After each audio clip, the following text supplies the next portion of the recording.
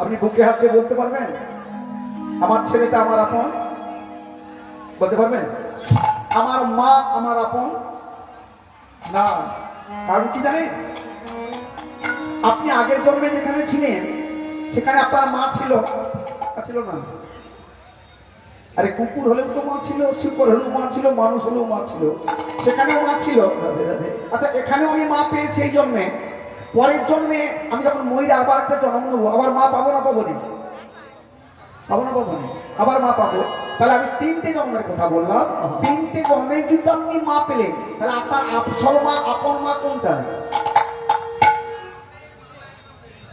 কোনটা কি আপন? কি গো মা, কোনটা কি আপন? না, কোনটাই আপন না। অভিনয় রঙ্গমঞ্চে মা বাবা ছেলে অভিনয় রঙ্গমঞ্চে, কিন্তু আসলে ও আমার মা নয়, আমি ওর বাবা নই, আমি ওর ছেলে নই, আমি ওর স্বামী নই। এই তত্ত্ব যতক্ষণ না বুঝতে পারবে মানুষ, তার দুঃখ কোনোদিন যাবে না। আর প্রতিটি মানুষের জীবনে সেটাই আসবে যদি মানুষ 80 বছর 90 বছর বেঁচে থাকে। শ্রীমদ্ ভাগবত গীতায় দ্বিতীয় অধ্যায় ভগবান কৃষ্ণ বলছে অর্জুনকে, অর্জুন দেহে শুনিন যথা কৌমারং যৌবনং জরা তথা দেহান্তর প্রাপ্তি ধীরস্তত্র নমুচ্ছুতে। হে অর্জুন, প্রতিটি মানুষের জীবনে 3টে জিনিস আসবে। কৌমার বাল্যকাল, সকালবেলা, এরপর হবে যৌবন বেলা 12টা, এরপর হবে বার্ধক্য বিকেল 5:30টা, এরপর সূর্য ডুবে শেষ। কিন্তু যারা হুঁশিয়ার, বেহুশ নয়, মানহুস। তুমি হবে কেন বেহুশ? আমি কিসের জন্য এসেছি, কি করে যেতে হবে তারা জানতে হবে, শুনতে হবে, তবে জীবনটাকে ধন্য করতে পারবে। এটাই বল হরি হরি বল। আরে এই পরীক্ষিত মহারাজ, ভাগবতের কথা শোনো। পরীক্ষিত মহারাজ উত্তরার গর্ভে যে জন্ম হল, যাকে মারার চেষ্টা করেছিল কে? ধনতাব্যের পুত্র অশ্বত্থামা, শেষ করে দেবে পাণ্ডব বংশ। কিন্তু রাখে হরি, মারে হরি, রাখে কে? ভগবান যদি কাউকে রক্ষা করে, কারো মারার শক্তি নেই। সেই ভগবান কৃষ্ণ উত্তরার গর্ভে প্রবেশ করে একে রক্ষা করেছিল পরীক্ষিতকে, যার নাম হয়েছিল বিষ্ণু যশা। এই পরীক্ষিতের আরেকটা নাম হলো বিষ্ণু যশা। বিষ্ণু রক্ষা করেছিল বলে নাম হলো বিষ্ণু যশা। পাণ্ডব কুল যখন চলে গেল, রাজা হলো পরীক্ষিত মহারাজ। শ্রীমদ্ ভাগবতের কথা শুনুন মন দিয়ে। পরীক্ষিত রাজা হলো, হওয়ার পর রাজকার্যে কে কি করছে ঘুরতে চললো, ঘোড়ায় কি দেখলো? একটা কালো মানুষ, অশ্লীল দেখতে, জটার মতো চুল, লাল লাল চোখ, একটা গাভীর একটা পায়ে দাঁড়িয়ে আছে, তার পাটাকে অস্ত্র দিয়ে ব্যর্থ হলো পরীক্ষিত মহারাজ। কে গো মাতাকে শেষ করছে, একটা পায়ে দাঁড়িয়ে আছে। তার মানে কি? একটা পা মানে কি? এই কলিযুগে 3 পাদ ধর্ম, 1 পাদ ধর্ম। এক পায়ে দাঁড়িয়ে আছে গাভীটা, সেটাকেই শেষ করে দেবে। কলি মহারাজ। এই কলি ভয়ঙ্কর কলি। কলি মানে কি? যে অসত্য, অন্ধকার, তাকেই বলা হয় কলি। সঙ্গে সঙ্গে ঘোড়া থেকে নেমে পরীক্ষিত মহারাজ অস্ত্র নিক্ষেপ করলো, তোকে শেষ করে দেবে।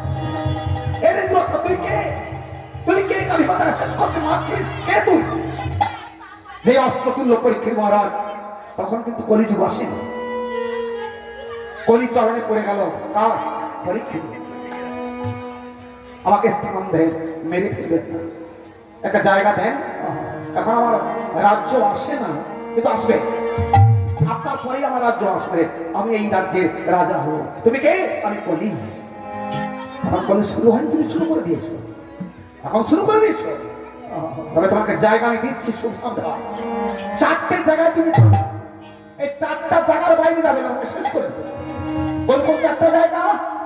যেখানে তাস পাশা জুয়া হবে, খুব মন দিয়ে শুনবেন মায়েরা। এই কলির বাস হলো সেখানে। কলি মানে অন্ধকার, কলি মানে নরক। এই কলির বাস হলো কোথায়? তাস পাশা জুয়া খেলা যেখানে হবে, একটা স্থান সেখানে দিল। দ্বিতীয় স্থান দিল যেখানে সুরা মান হবে, সুরা। 2, 3 নম্বর যেখানে কসাইখানা, চিপ কেটে বিক্রি হয়। 4 নম্বর, অবৈধ স্ত্রী সঙ্গ যেখানে হবে সেখানে কলির বাস হবে।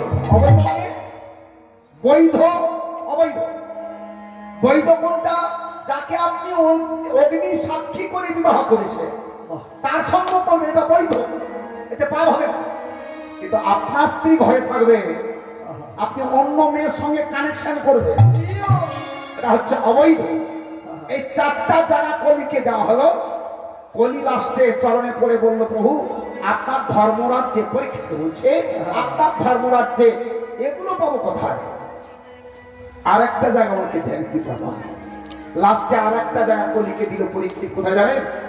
অধিক হেম, অধিক হেম যেখানে থাকবে সেখানে তুই ঢুকে যাবি। হেম মানে কি জানেন তো? জানেন না? আপনাদের কানে শোনা যে আছে, সোনার নাম হচ্ছে হেম। হেমকে ভালো ভাষায় বলা হয় হেম, সোনা। হেম মানে সোনা, হেম মানে ঠান্ডা, হেম মানে সোনা। অধিক সোনা যেখানে থাকবে সেখানে তুই ঢুকে যাবি। কলি মনে মনে চিন্তা করলো, কাজটা আমি পেয়ে গেছি, তোমাকেই আগে ধরবো। কেন? পরীক্ষিতের মাথায় সোনার মুকুট ছিল, এই কলি ক্রাশ করলো পরীক্ষিত, যার ফলে ভুল সিদ্ধান্ত নিয়ে ফেললো। ওই শনি মানে পরীক্ষিত ঘুরতে ঘুরতে জল তৃষ্ণার্ত হলো। জল তৃষ্ণার্ত হয়ে একটা কুটির দেখতে পেল। কুটির, কুটির, সে কুটির কি কার? শ্রমিক ঋষি ভেতরে বসে বসে ভজন করছে চক্ষু মুদ্রিত করে। আর পরীক্ষিত সেখানে গেল জল তৃষ্ণার্ত হয়ে, জল পান করতে গিয়ে ডাকছে, হরে কৃষ্ণ, শুনতে পাচ্ছেন? আমাকে জল দান করুন, আমি জল তৃষ্ণার্ত, আমাকে জল দেন। 2 বার ডাকা হলো, কোনো সাড়াই নেই। কেন বলুন তো? তার বাহ্যিক জ্ঞান ছিল না, তার শ্রমিক ঋষি। সে কৃষ্ণ ভজনে ডুবে গেছে, কৃষ্ণ চিন্তা করছে, কৃষ্ণকে দর্শন করছে, বাইরে সারা তার কানে ঢুকেনি। আর একবার ডাকা, আপনি শুনতে পাচ্ছেন না? আমি আপনার অতিথি, আমাকে জল দান করুন। কোনো সাড়া এলো না। যখন সাড়া এলো না, কলি গ্রাস করলো। কলি একটা মরা সাপ হয়ে আগে পড়ে গেল।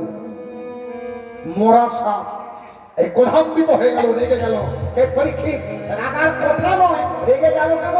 কলি গ্রাস করলো বলে, ওকে পাপ করালো। এই রেগে গিয়ে চিন্তা করলো, আমি রাজা, অহংকার এলো, আমি রাজা, তুমি আমার প্রজা, আমি তোমার দ্বারে জল চাইলাম, তুমি আমাকে দিলে না। মজা দেখাচ্ছি তোমার, তুমি চোখ টিপে বসে আছো, দেখাচ্ছি।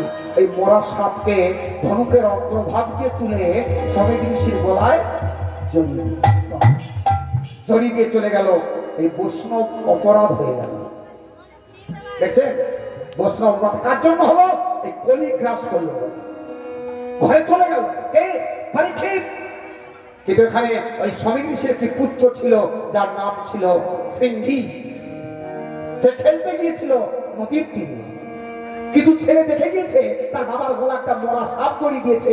এই রাজ্যে রাজা পরীক্ষিত গিয়েই বলল, হে সিংহী, আনন্দে খুব তো খেলছি, জেনেছিস কি তোর পিতার গলে এই রাজ্যে রাজা পরীক্ষিত মরা সাপ জড়িয়ে দিয়ে গেছে। তোর পিতার অপরাধ এটা। রাজা জল চেয়েছিল, জল দেয়নি, সে তো জানতেই পারে না, সে তো তপস্যা করছিল, ধ্যান করছিল। সঙ্গে সঙ্গে রেগে গেল, ক্রোধান্বিত হয়ে গেল এই শ্রমিক ঋষির পুত্র সিংহী। ওই নদীর জল হাতে করে অভিশাপ দিল, তুমি রাজা হয়ে যদি কুকর্ম করো তাহলে প্রজা করতে কতক্ষণ, আমি তোমার উপযুক্ত শাস্তি দিচ্ছি। জল হাতে করে অভিশাপ দিল, তুমি যেমন আমার পিতার গলায় মরা সাপ জড়িয়ে দিয়ে অপমান করলে, 7 দিনের মধ্যে তোমার তক্ষক দংশনে মৃত্যু। অভিশাপ হয়ে গেল। কিন্তু যাকে অভিশাপ করলো সে তো জানে না। এই ঘরে ছুটে এলো, ছুটে এসে বাবার গলা থেকে মরা সাপটা জড়িয়ে দিয়ে সরিয়ে দিয়ে পায়ে ধরে কাঁদতে শুরু করলো। সিংহী, শ্রমিক ঋষির পুত্র, পিতা, আমি তোমার পুত্র হয়েও তোমাকে রক্ষা করতে পারিনি। এই রাজ্যে রাজা তোমার গলায় মরা সাপ জড়িয়ে। এই যখন বলছে এতক্ষণে শ্রমিক ঋষির ধ্যান ভাঙা। কি রে, তোর চোখে জল কেন রে? কি হয়েছে, তুই কাঁদছিস কেন? বাবা, আপনি জানেন না, আপনি জানেন না পিতা, ওই যে সাপটা তোমার গলায় জড়িয়ে দিয়ে গিয়েছিল এই রাজা পরীক্ষিত। কেন? আমার গলায় সাপ দিল কেন? তুমি জানো না, তুমি ধ্যান করছিলে ভগবানের, জল চেয়েছিল রাজা, তুমি তো শুনতেও পারি, তুমি তো শুনতেও পাওনি, আর এই জন্যে ওদানে তুমি শুনেও দাওনি, এই জন্যে ওই সাপটা তোমার গলায় জড়ি দিয়ে দিয়েছিল। আমি ছাড়িনি, আমি তোমার পুত্র উপযুক্ত পুত্রকে ওই সাপটাকে দিয়েছি, আমি ওই সাপ দিয়েছি 7 দিনের মধ্যে তার তক্ষণ দংশনে। আচ্ছা, যার গলায় সাপ জড়ালো সে তো অভিশাপ দেয়নি, দিয়েছে কে? তার ছেলে, পুত্র। এই সময় ঋষি বলছে, আমার কি করলি তুই?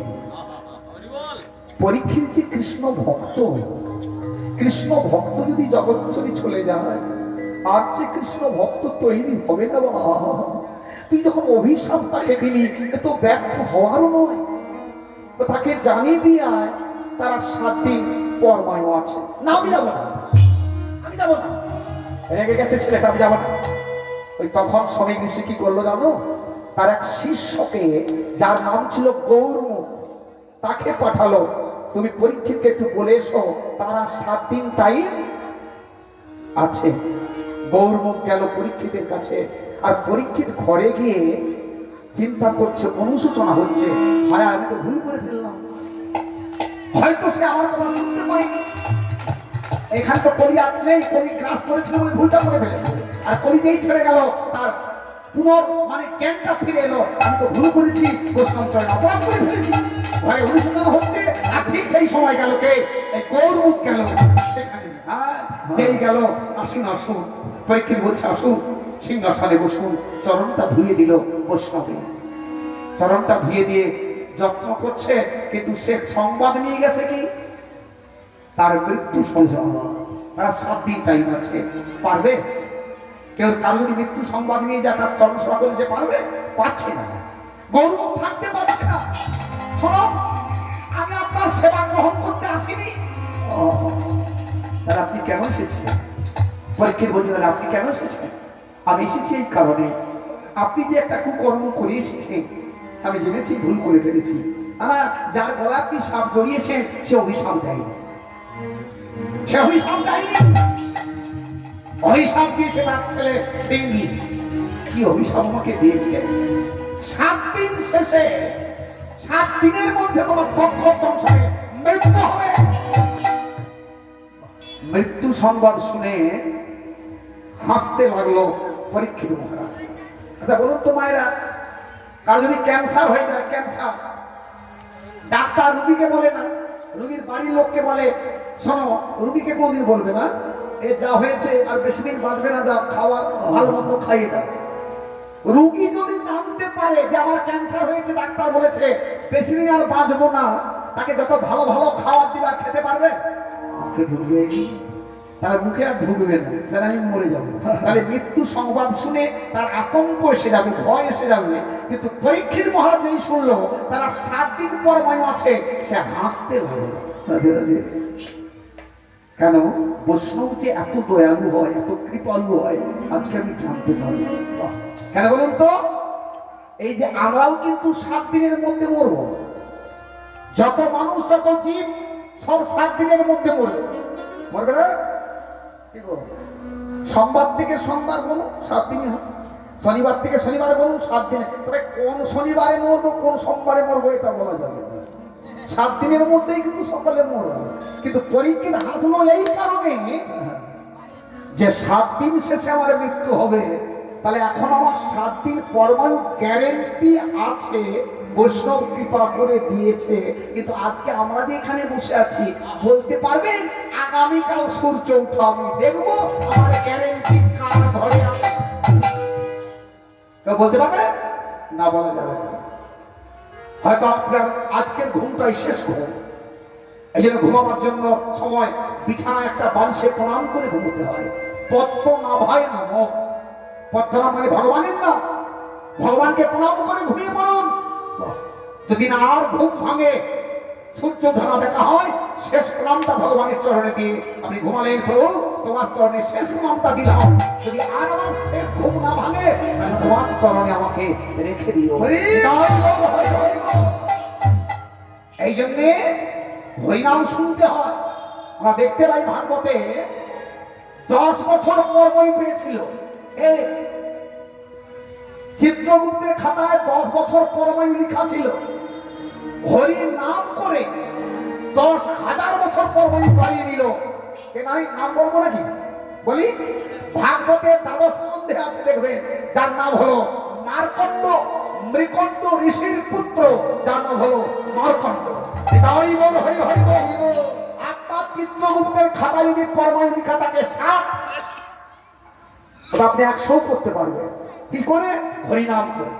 আপনার লেখা আছে 60, ওটা 20 এসে 40 এসে যেতে পারে, -3 হয়ে যেতে পারে। কেন? যে আপনি অধিক পাপ কর্ম করবেন, তাহলে আপনার আয়ু কমে গিয়ে মাইনাস এসে যাবে। এটাই বল হরি হরি বল। এই জন্য হরিনামের তুলনা কিছু দেওয়া যাবে না। মহাজন পদ দিচ্ছে এই জন্য, হরিনামের তুল্য কি ধন জগতে আছে। তুল্য কি ধন জগতে আছে, হরিনামের তুল্য কি ধন জগতে আছে।